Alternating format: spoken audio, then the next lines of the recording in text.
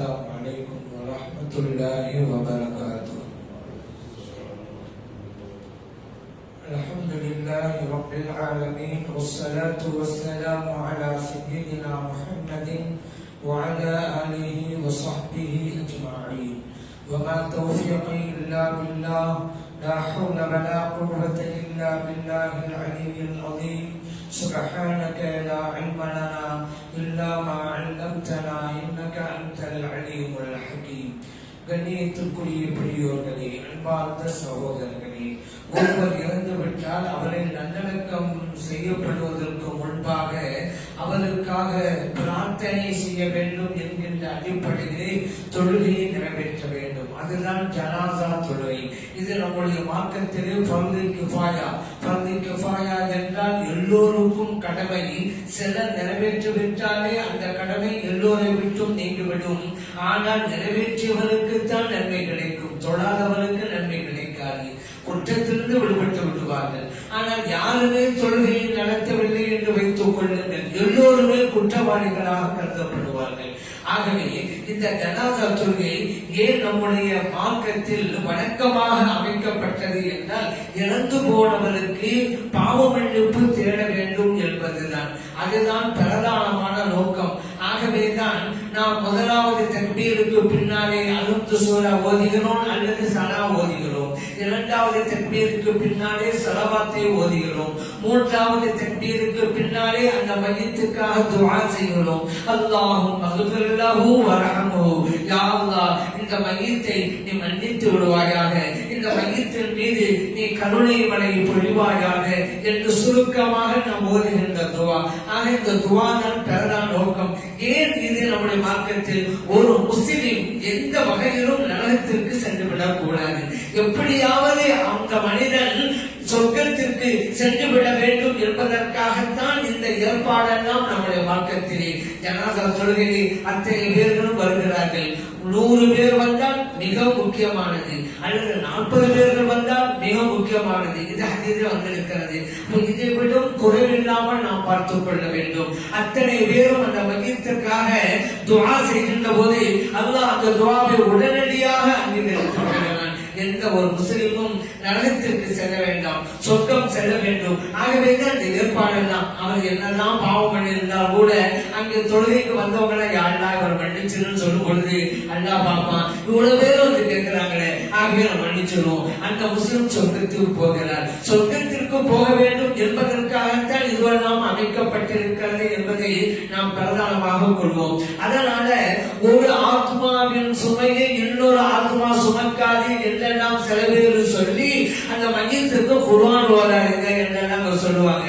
நீங்க மையத்துக்கு குர்ஆன் ஓதக்கூடாதுன்னு சொல்லுங்க, ஓதலாம்னு நம்ம ஆதாரம் தருவோம், அது வேற விஷயம். ஆனா இப்படி ஒரு வசனத்தை நீங்க ஓதி காமிக்கலாமா? பல தஜ்ரு வாசரத்தின் விஸ்ர உஹரா, ஒரு ஆத்மாவின் சுமையை இன்னொரு ஆத்மா சுமக்காது. அப்படியா இருக்குது ஆயத்துல? ஒரு ஆத்மாவின் பாவ சுமையை இன்னொரு ஆத்மா சுமக்காது. வாசரத்தின் விஸ்ர உஹரா, விஸ்ரன்னா என்ன அர்த்தம்? குற்றம் அர்த்தங்க. குற்றம், பாவம், தவறு, பிழை என்று அர்த்தம். ஒரு ஆள் செய்த குற்றத்துக்கு இன்னொரு ஆள் பொறுப்பாக மாட்டாரு. ஒருவருடைய பாவத்தை இன்னொரு ஆள் சுமக்க மாட்டாரு. அவரவர்கள் செய்த பாவத்திற்குள்ளான தண்டனையை அவங்க தான் அனுபவிக்கணும் என்பதற்காக இறைவன் சொன்னது பலா தசிரு பாசகத்தின் விஸ்ர உஹரா என்று. இவ போய் நல்லது செஞ்சு ஒரு ஆளுக்கு அனுப்புறதுக்கு போய் ஓதலாமா? சரி, இப்படி ஓதுகிற அதனால எத்தனை பெரிய இடையூறெல்லாம் குர்ஆனில் ஏற்படுகிறது. இப்போ இறந்து போனவங்க துவாவதலாமா? துவாவதலாம். ரப்பனா ஃபிர் லனா வ லிஇஹ்வானினா அல்லதீன சபகுனா பில் ஈமான். அல்ல குர்ஆனே சொல்லித்தரலாம். இப்படி ஓதுங்க. அப்ப எவ்வளவு முக்கியத்துவம் கொடுத்தா பாருங்க. இறந்து போனவங்க துவா செய்யுங்க என்று சொன்னாலே முக்கியம் தான். ஆனா இங்க நான் சொல்லி தருவது போன்று ஓதுங்கள் என்று அந்த பிரார்த்தனை கற்றுத் தருகிறாங்க என்றால், நாம் துவா ஓதுனா அவருக்கு போய் பலன் அளிக்குதா இல்லையா? அப்ப ஒரு ஆத்மாவின் சுமை இன்னொரு ஆத்மா சுமக்காதுங்கிற இந்த வசனத்தை ஓதுவீங்க, நம்ம துவா செஞ்சு அது பலன் அளிக்குதா இல்லையா? அதே போலதானுங்க அந்த ஜனாசா தொழுகை. ஜனாசா தொழுகை நம்ம தொழுகிறோம். யாருக்கு? மையத்துக்கு பலன் அளிப்பதற்காகத்தானே. ஒரு ஆத்துடைய ஒரு ஆத்மாவின் சுமையை இன்னொரு ஆத்மா சுமக்காது. அப்படியே நம்ம ஜனாசா தொழுகை தொழுவோன்னு நம்முடைய அந்த சுமையை அது சுமக்குதா இல்லையா? நம்முடைய நல்ல காரியத்தை சுமத்துறா இல்லையா? அதனாலதானே ஜனாதா தொழுகை. அந்த ஜனாதா தொழுகையிலே துஆ, பிரார்த்தனை. அது மட்டும் இல்ல, நீங்க ஹஜ்ஜி செஞ்சு அந்த நன்மை சேர்த்து வைக்கலாம், புகாரில இருக்குது. நோன்பு வச்சு அந்த நன்மை சேர்த்து வைக்கலாம், புகாரில இருக்குது. இந்த ஆயத்தை கொண்டு போய் ஓதுனா நோன்பு வைக்க கூடாதுன்னு வர. இந்த ஆயத்தை ஓதுனீங்களாக்கா ஒரு ஆத்மா சுமை இன்னொரு ஆத்மா சுமக்காது. அப்ப ஹஜ்ஜும் கூடாதுன்னு வர. ஆனா புகாரில் இருக்குது. அதனால பாவச்சுமை என்கிற அந்த வசனத்தை கொண்டு வந்துக்கிட்டு இப்படி இருக்குது. அதெல்லாம் நீங்க குர்ஆன் ஓதாதீங்க. என்னங்க இது? நல்லது செய்யணும். குர்ஆன் ஓதக்கூடாதுங்கிறதுக்கு ஆதாரம் கொள்ளுவாங்க. ஓதலான்னு ஆதாரம் கொண்டு வருவோம். அது ஒரு சில ஆதாரம் இருக்குது. ஓதக்கூடாதுங்கிறது ஒரு ஆதாரம் கிடையாது. அதனால இந்த பிடிச்சிருக்குன்னு வருது. பாவ சுமையை சுமக்காதுங்கிறதுக்கு நம்ம நல்ல காரியம் செஞ்சு அனுப்பி வைக்கிறது போய் கொண்டு வரலாமா? சரி, அது இருக்கட்டும். இப்போ அந்த ஜனாதா தொழுகையிலே வாலிபு ஜனாதா தொழுகைன்னு ஒண்ணு இருக்கிறது. உங்களுக்கு தெரியும். எங்கோ ஒரு ஊர்ல நாட்டுல ஒரு வபாத்தா இருப்பாரு. அங்கதான் அடக்கம் செய்வாங்க. இங்க இருந்து கொண்டு நாம் அவருக்காக வாலிபு ஜனாதா தொழுகை என்ற ஒரு தொழுகை நிறைவேற்றப்படுவதை நீங்க பார்க்கலாம். ஆனா இந்த வாலிபு ஜனாதா தொழுகை ஷாஃபிஈ மذஹபில் தான் உண்டு, ஹனஃபி மذஹபிலே கிடையாது. நீங்க கேட்கலாம், ஏங்க ஷாஃபி மذஹபில உண்டுங்கிறீங்க, ஹனஃபி மذஹபில இல்லைங்கிறீங்க? எல்லாம் ஒரு குர்ஆன் தானே, எல்லாம் ஒரு ஹதீஸ் தானே. இப்படி ஒரு தத்துவம் பேசிக்கிட்டு 40 பிரிச்சு நடக்கிறாள். அது ஒரு விஷயம். இப்ப நாளைக்கு தான் இதை சொல்றது என்ன குர்ஆன் ஒண்ணு ஹதீஸ் ஒண்ணு ஷாஃபி ஹனஃபி அப்படிங்கிறது. நான் ஏற்கனவே நாமெல்லாம் அறிந்த ஒன்றுதான். எந்த ஒரு சட்டமாக இருந்தாலும் அந்த சட்டத்தின் பின்னணியிலே ஒன்று குர்ஆன் இருக்கும் அல்லது ஹதீஸ் இருக்கும். ஷாஃபி இமாம்கள் தான் அப்படிதான். சொந்தமாக சட்டத்தை சொல்றது இல்லைங்க. பின்னணி புதகாய்க்கானதா அதை வச்சுக்கொள்வோம். காய்க்கான தொழுகை உண்டு என்று ஷாஃபி இமாம் சொல்றாங்க. ஏன் சொல்றாங்க அப்படின்னு கேட்டா, புகாரில் பதிவு செய்யப்பட்ட ஹதீஸ் தான். என்னது? நஜாஷி மன்னர் இறந்து போய்விட்டார் என்கின்ற செய்தி கிடைத்தவுடன் நபிகள் நாயகம் ஸல்லல்லாஹு அலைஹி வஸல்லம் அவர்கள் அன்றைய தினத்திலே அருமை தோழர்களுக்கு செய்தி அறிவிக்கிறார்கள். அருமை தோழர்களே, இன்றைக்கு அபூசினியா மன்னர் வஃபாத் ஆகிவிட்டார், வாங்க நம்மெல்லாம் போய் தொழுகை நடத்துவோம் என்று போய் முஸல்லான்னு சொல்லுவாங்க. பெருநாள் தொழுகைனா நடத்தின மைதானத்துக்கு முஸல்லான்னு பேரு.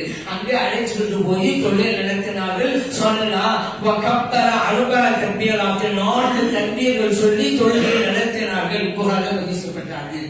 அப்ப யார் நஜாஷி மன்னரே? ஹபஷா. அரபியில ஹபஷாமாங்க, அபிசீனியா என்று அது சொல்லுவாங்க. இப்ப நம்முடைய நடைமுறையில எத்தியோப்பியா நாடுன்னு சொல்றோம்ல, அதுதான் ஹபஷா. அந்த நாட்டு மன்னர்களுக்கு நஜாஷி அப்படிம்பாங்க. அதாவது பேரு நஜாஷிங்கிறதில்ல, அந்த நாட்டின் மன்னராக யாரெல்லாம் வருகிறார்களோ அவர்கள் எல்லாம் நஜாஷி. இப்ப நம்ம சொல்றோம்ல, அதுக்கு முன்னால் ஒரு மன்னரா இருப்பார், அவரும் நஜாஷி தான். இவருக்கு பிறகு ஒரு நாள் மன்னராக இருப்பார், அவரும் நஜாஷி தான். ஹபஷா நாட்டின் மன்னருக்கு பொதுவாக சொல்லப்படுகின்ற பெயர் நஜாஷி. நஜாஷி நஜாஷிமாங்க, நஜாஷி, அதுதான் கரெக்ட்.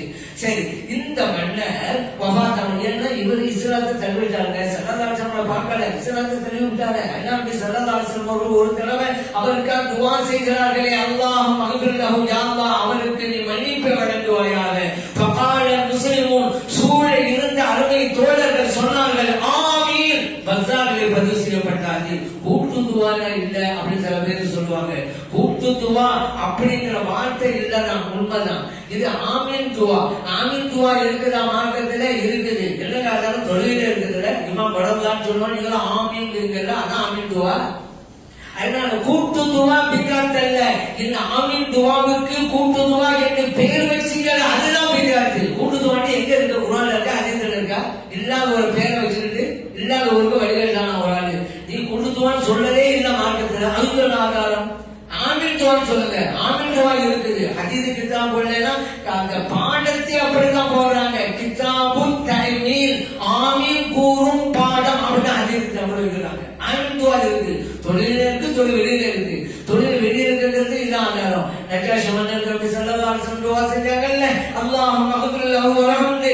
ஃபகால முஸ்லிமூன், அருமை தோழர்கள் சொன்னார்கள், ஆமீன் இருக்குதுல. அதனால இப்படி எல்லாம் நபி ஸல்லல்லாஹு அலைஹி வஸல்லம் துஆ செஞ்சிருக்கிறாங்க. மக்ஃபிரத், பாவ மன்னிப்புக்காக துஆ செய்வது என்பது முஸ்லிம்களுக்கு மட்டும்தான். முஸ்லிம் அல்லாதவர்களுக்கு பாவ மன்னிப்புக்காக வேண்டி துஆ செய்யக்கூடாது. மற்றவர்களுக்கு துஆ செய்யலாம். நமக்கு தெரிஞ்சவனா இருக்கிறாரு, வேற சமூகத்தில் நண்பர் தான், அவரு பாவ வறுமையில கஷ்டப்படுறாரு, அவருக்கு துஆ செய்யலாம். யாருன்னா அவருக்கு செல்வத்தை கொடு, நிகழ்ச்சி தப்பு இல்லை. அதே போல மாற்று சமயத்தில் நண்பர் வந்து நோயா பெற்றிருக்கிறார், உங்களுக்கு தெரிஞ்சவர் நல்ல மனிதர், யாரெல்லாம் இவருக்கு சுபா கொடுப்பாயாக கேட்கலாம். அதே போல ஒரு மாற்று மத நண்பர் குழந்தை இல்லாமல் நீண்ட காலமா இருக்கிறாரு, கவலைப்படுறாரு, நம்ம நண்பரா இருக்கிறாரு, அவருக்கான யாராவது குழந்தை பாக்கியத்தை கூட கேட்கலாம்.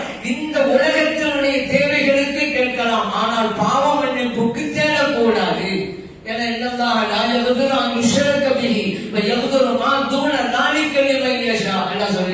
இணை வைப்பதை இறைவன் ஒரு காலம் மன்னிக்க மாட்டான். ஆனா மற்ற பாவங்களை நாடியவர்களுக்கு மன்னிப்பான். எல்லாருக்கும் சொல்ல முடியாது. அதெல்லாம் யாருக்கு நாடானோ அவங்களுக்கு மன்னிப்பான். அந்த வகையிலே நஜாஷி மன்னருக்கு ஸல்லல்லாஹு அலைஹி வஸல்லம் மகஃபிரத்துக்கு துஆ செய்தார்கள். சரி, இது இறந்த உடனே செய்திகள் இருப்பாங்க, அந்த அன்னைக்கு சொன்னாங்க. இப்போ எல்லாம் நம்ம போன் மூலமாக, மற்ற ஆன்லைன் மூலமாக, வாட்ஸ்அப் மூலமாக தகவல் சொல்லிடுறோம். அப்போ நான் என்ன இருந்துச்சா? சரி, அந்த ஹபஷா நாட்டிலேருந்து ஒரு ஆள் புறப்பட்டு வந்துதான் இந்த தகவல் சொல்லணும். அதுக்கு பல நாட்கள் ஆகும். அது ஸல்லல்லாஹு அலைஹி வஸல்லம் அன்றைக்கு சொன்னார்கள். மறைமுக ஞானம் அவர்களுக்கு உண்டு என்பதை இந்த ஹதீஸ் அறிவிக்கிறது. இல்லாட்டி அதே ஹதீஸ் எப்படி சொல்ல முடியும்? நான் சொன்னேன், புகாரில் இருக்குதுங்க, அந்த வாசம் அப்படியே இருக்குது. அந்த அபிஷேக மன்னர் எந்த நாளிலே மரணித்தாரோ அந்த நாளிலேயே நபி ஸல்லல்லாஹு அலைஹி வஸல்லம் ஒரு செய்தியை சொன்னார்கள், தொழுகை நடத்தினார்கள். சரி, நம்ம சப்ஜெக்டுக்கு போறோம். நபி ஸல்லல்லாஹு அலைஹி வஸல்லம் அந்த அபிசினியா நாட்டில் இருக்கக்கூடிய அங்கே வஃபாத்தான நஜாஷி மன்னருக்கு மதீனா ஷரீஃபில் இருந்து தொழுகை நடத்தினாங்களா இல்லையா? புகாரில் இருக்குதா இல்லையா? இதான் காபி ஜனாதா தொழுகை. எங்கோ இருந்த மையத்துக்கு தொழுகை நடத்திருக்கிறாங்க. ஆகவே நடத்தலாம் ஷாமிமாம் சொல்றாங்க. அனுமதி அப்படியே அப்படின்னு கேட்கலாம். காபி ஜனாதா தொழுகை முழக்கத்தில் இருந்திருந்தா இந்த நஜாஷி மன்னருக்கு மட்டுமா ஸல்லல்லாஹு சொல்லிருப்பாங்க? மற்ற எத்தனை சஹாபிகள் வெளியூருக்கு போய் வஃபாத்தானாங்க, அவங்களுக்கு எல்லாம் ஸல்லல்லாஹு அலைஹி வஸல்லம் தொழுகை நடத்தினாங்களா? அதே போல அதுக்கு பிறகு அபூபக்கர் சித்திக் ரலியல்லாஹு கலிஃபாவாக இருந்தாங்க.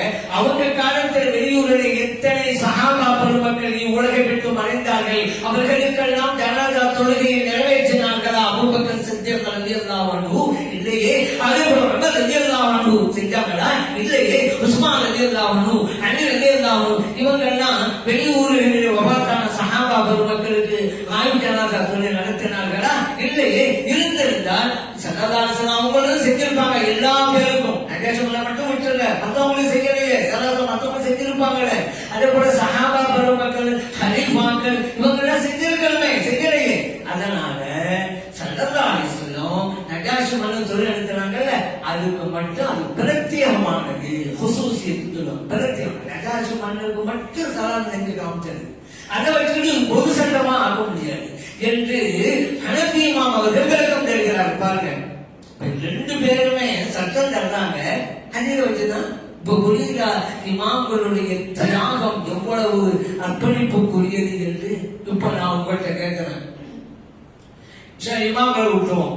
உங்களை யாராவது கூப்பிட்டு இந்த வெளியூர்ல வரலாம் வஃபாத் ஆயிட்டாரு, இந்த ஜனாஸால சொல்லலாமா அப்படின்னு நான் உங்கள்கிட்ட கேட்கிறேன். என்ன மாதிரி சொல்றீங்க? புகாரே தந்துட்டேன், இது படிச்சுப்படி எனக்கு சொல்லுங்க அப்படிங்கிறேன். எப்ப நீங்க படிச்சுட்டு எப்ப நீங்க சொல்றது? அதுக்கெல்லாம் பல நாட்கள் ஆயிருமே. முடியுமா? நீங்க எல்லாம் முடியுமா? முடியாதுல்ல.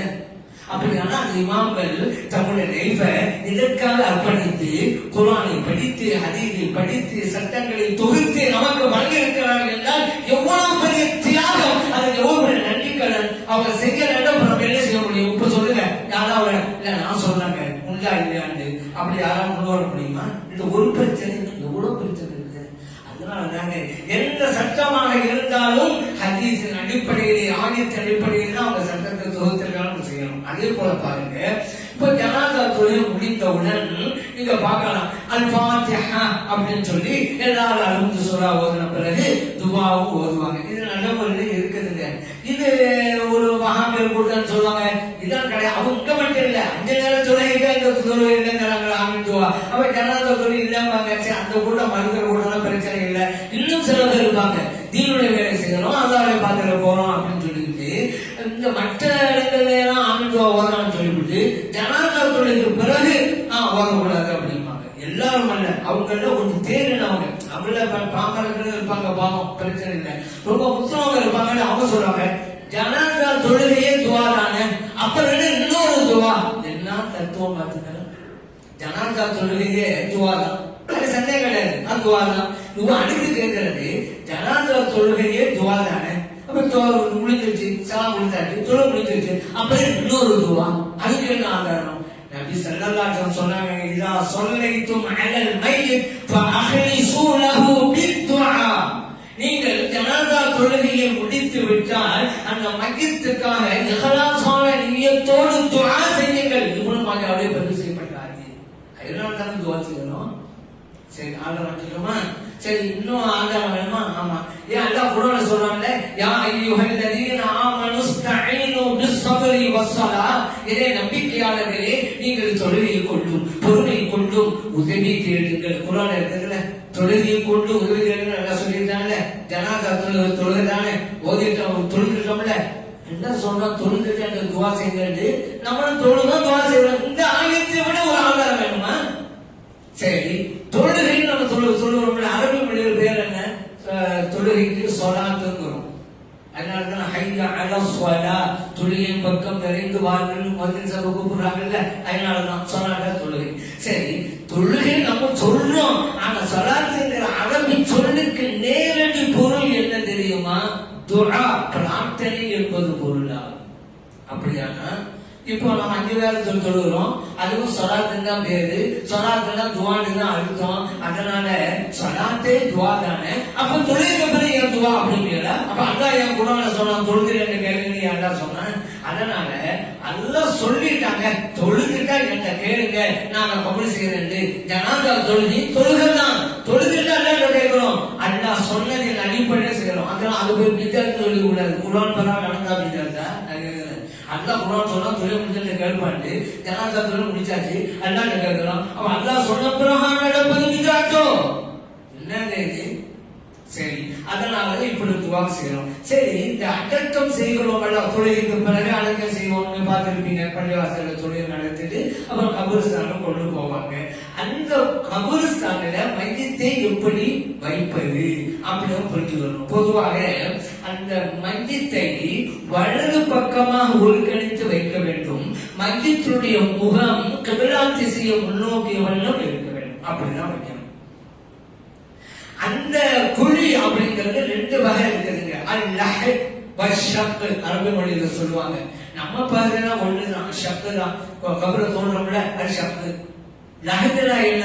அரபு நாட்டுல இந்த மதீனா ஷரீஃப்லாம் போய் பார்த்தவங்க, ஜன்னத்து பக்கத்துக்கு போனவங்க பார்க்கலாம். ஜன்னத்து பக்கத்து கூட தியானத்துக்கு போனீங்களாக்கா அங்க பல கபர்கள் தோண்டி தோண்டி ரெடியா இருக்கும். நீங்க போய் பார்க்க வேண்டியதான். பாத்தீங்கன்னாக்கா அந்த கபரு நம்ம பக்கத்துலாம் தோண்டிடுவாங்க. அப்புறம் சைட்ல ஒரு குழி இருக்கும். சைட்ல கபரு நேரா தோண்டிடுறது. அப்புறம் சைட்ல இதுக்கு தமிழ்ல பிள்ளை குழி அப்படிம்பாங்க. அது சின்ன குழிங்கிறது புள்ள அப்படின்னு சொல்லுவாங்க ஒரு காலத்துல. தமிழ்ல இன்னொரு வார்த்தையை சொல்லலாம், உள்குழி. குழி குழி உள்குழி.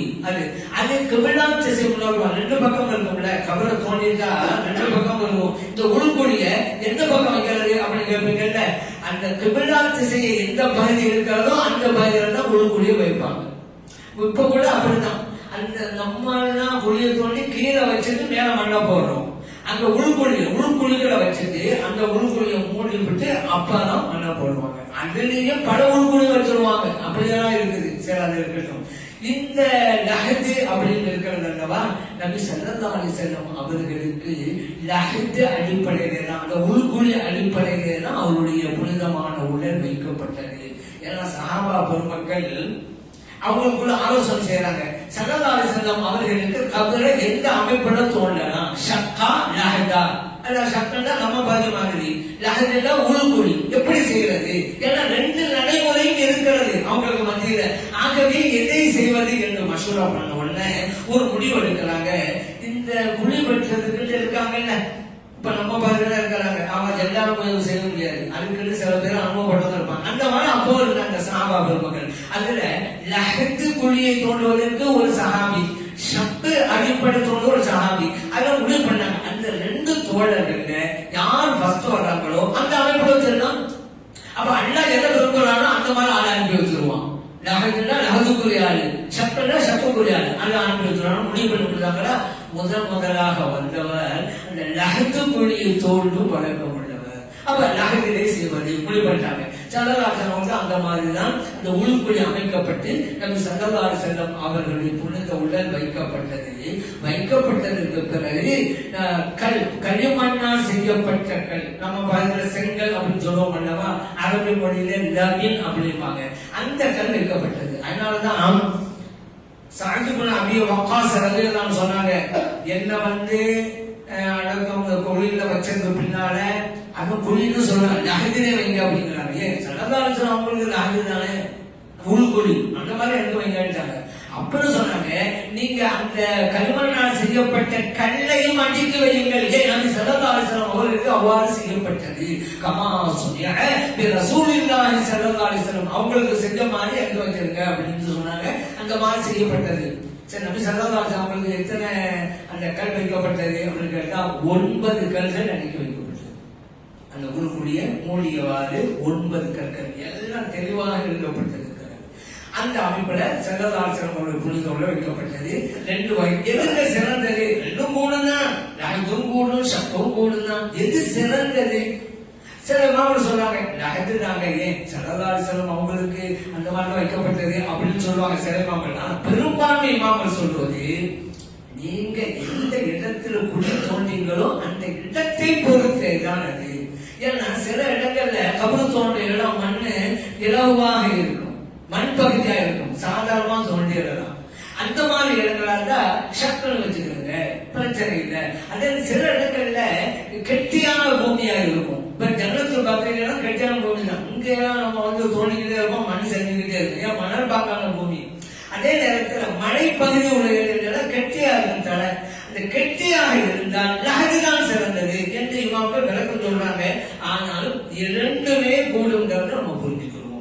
அடுத்ததாக அந்த மையத்தெல்லாம் வைக்கப்பட்டதற்கு பிறகு நம்ம மண்ணு மூடியாச்சா, அதுல அந்த மண்ணு மூடுவதற்கு முன்னால மண்ணை எடுத்து போடுவது அதுவும் சுண்ணத்தாக்கப்பட்டிருக்கிறது. எவ்வளவு செய்யணும், ஒவ்வொன்றிலையும் ஒரு வழிமுறை. அதுதான் அந்த மையத்தை வச்சோம், மண்ணை மூடலாம், வந்தோம், அங்கேயும் ஒழுங்குமுறை, அதுதான் இஸ்லாம்.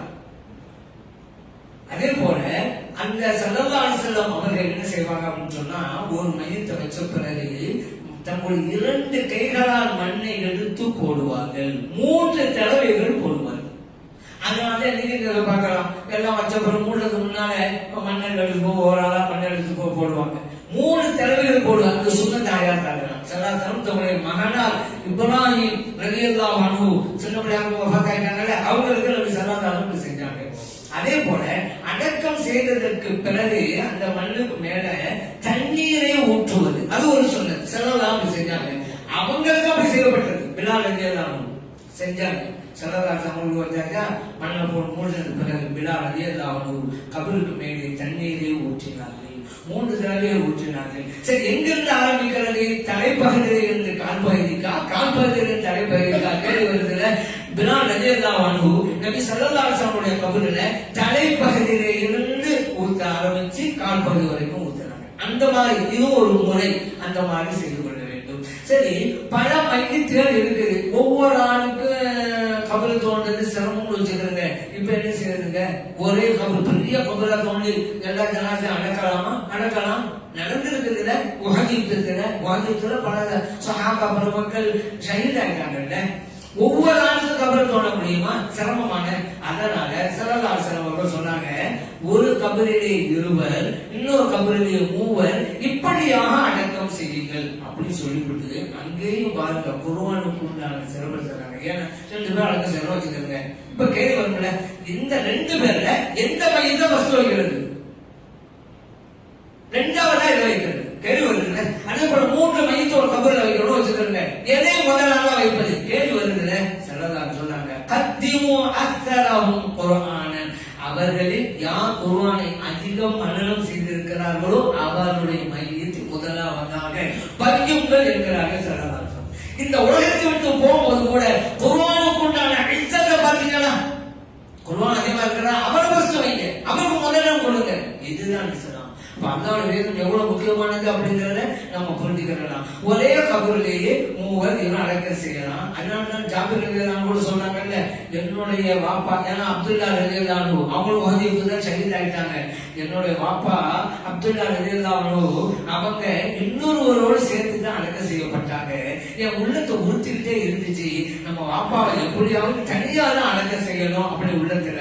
அதனால 6 மாதங்கள் கழித்து என் தந்தையார் நல்லடக்கம் செய்யப்பட்ட இடத்தை தோண்டினேன், பார்த்தேன். என்ன ஆச்சரியம்! அப்பொழுது வைத்தால் எப்படி இருக்கும் அந்த வகையிலே இருந்தது என் தந்தையாருடைய உடல். எந்த சிதவையும் இல்லை, சேதாரமும் இல்லை. 6 மாசம் ஆச்சுங்க. எதற்கு கேட்கிறீங்களா? புகாரில் இருக்குது. 6 மாதங்கள் கழித்தாலும் இங்கே அப்துல்லா ரலியல்லாஹு அன்ஹுவுடைய அந்த உடல் கொஞ்சம் கூட சிதைவடையவில்லை, சேதாரமடையவில்லை, அப்படியே இருந்தது. இப்ப புரியுதா? நல்லோருடைய உடல் பாதுகாக்கப்படுவது. அதனால இன்னொரு விஷயத்த சொல்லிடுறேன். அப்ப அடக்கம் செய்யறது இல்ல, இறந்து போன இடத்துல அடக்கம் செய்யறது. இப்ப சென்னையில ஒரு ஆள் வஃபாத்தாயிட்டா இங்கதான். ஆனா ஒரு சில பேர் ஊர்களுக்கு பெரும்பாலும் அங்கங்க அடக்கம் செஞ்சுறாங்க, பிரச்சனை இல்லை. ஆனா சில பேர் சொந்த ஊருக்கு கூட்டிட்டு போவாங்க. அப்படி செய்யலாமா? செய்யாம இருக்கிறது தான் நல்லது. ஏன்னா உஹது யுத்தத்துல ஷஹீதான ஒரு சில சாமியார், உதாரணத்துக்கு அப்துல்லா ரலியல்லாஹு அன்ஹு, அவங்களோட சகோதரர்கள் செஞ்சாங்க, நான் இவங்களை அங்க மதீனாவுக்கு கொண்டு போறேன் அப்படின்னு சொன்னாங்க. சல்லல்லாஹு தெரிஞ்சு போச்சுல, உடனே அறிவிப்பு செய்து சொன்னாங்க. ஒரு சாமியை கூப்பிட்டு செய்யுங்க, ரத்து அல் கத்லா இலா மலாஜிஹிம், யாரெல்லாம் ஷஹீதாக்கப்பட்டாங்களோ அந்த இடத்துக்கு கொண்டு போங்க, அங்க மதீனாவுக்கு கொண்டு போக வேணாம் சல்லல்லாஹு சொன்னாங்க. அதனால அந்தந்த இடங்களிலேயே அடக்கம் செய்வதுதான் சிறந்தது. ஏதாவது காரணங்களின் அடிப்படையில வெளியூர் கூட்டிட்டு போனா, சொந்த ஊர் கூட்டிட்டு போனா அதெல்லாம் பெரிய குற்றம் அப்படின்னு வராது. சிறந்தது அந்த ஊரிலே அடக்கம் செய்வதுதான் என்பதை அறிந்து கொண்டு மார்க்க சொன்னதின் அடிப்படையிலே நம்முடைய செயல்பாடுகளை அமைத்துக் கொள்ள எல்லாம் இறைவன் நல்லொரு புரிந்தருவானாக. ஆமீன். அல்ஹம்துலில்லாஹி ரப்பில் ஆலமீன்.